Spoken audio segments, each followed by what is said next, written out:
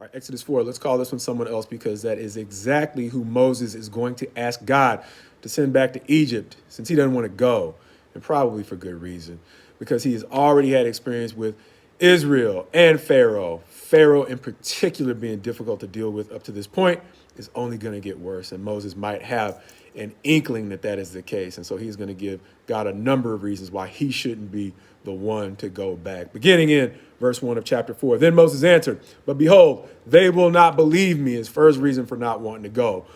To which God is going to reply with tremendous miracles. It's going to overcome the doubts of even Israel, because later on in the story, we're going to see that they are given to doubt. But the miracles God gives Moses are going to be so strong that by the end of the chapter, we're going to see that Israel believes. Moses still really doesn't want to go. So his second reason for not going back is in verse 10, where it reads, but Moses said to the Lord, oh, my Lord, I am not eloquent either in the past or since you have spoken to your servant, but I am slow of speech and of tongue. To which God is going to reply, who created your mouth, bud?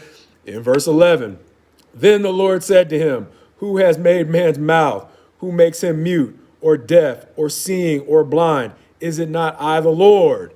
And so he is going to basically help Moses understand something that we saw in Jacob. When Jacob, as he aged and his sight was declining, he still had the spiritual insight to understand, to cross his hands, to bless Joseph's sons. As the traditional order, we said, probably was for the older to be blessed above the younger. He knew that as he, the younger son, was blessed above his older brother Esau, likewise, that was supposed to be the way with his grandsons. And so his spiritual insight more than compensated for his lack of physical vision.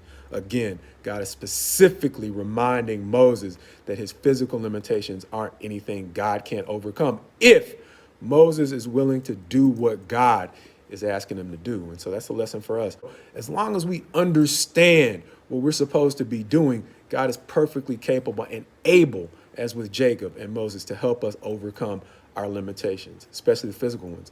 Understanding that it can be difficult to understand what God wants us to do. Ephesians chapter 4, as we've seen before, reminds us to understand what the will of the Lord is. And that's not just going to come by osmosis or divine revelation. It comes from understanding these stories, and not just for story time, but for practical wisdom to help us understand what our purpose is on this earth. But beyond our general purpose as people on the earth, it can be tough to understand specifically what is it that I'm supposed to do. And so, as we've seen in James, James says, if any of us lacks wisdom, ask God who is willing to give it to us, but ask without doubting. And so once we have a close enough understanding of God that we know not only what he wants us to do generally as people, but what he wants us to do individually, then we don't have to worry about the physical limitations, a la Jacob, a la Moses. First things first, just understand what he wants you to do. Beyond that, Moses is going to get down to the point when he says, basically, I just don't want to go, verse 13. But he said, oh, my Lord, please send someone else, thus our title.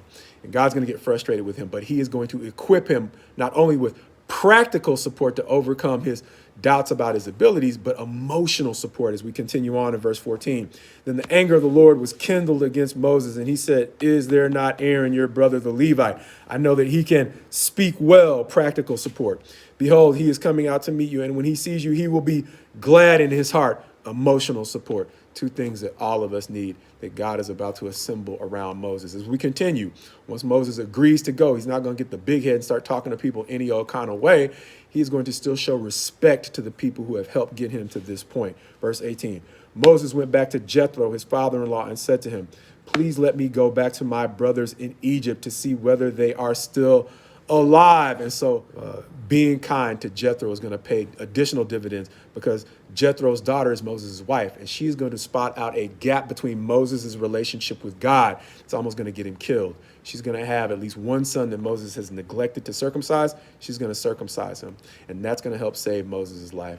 And so understand how Jethro wasn't just helping him out now. He was going to help him form the judiciary in Israel. Likewise, Aaron wasn't just helping him out now. He was going to help him form the priesthood. And likewise, there are people in your life that can help you overcome things that seem virtually impossible now if you simply take the time to ask God to help you see the someone else's who can help you accomplish what you need to get done, as opposed to the someone else's who can replace you in fulfilling your responsibilities.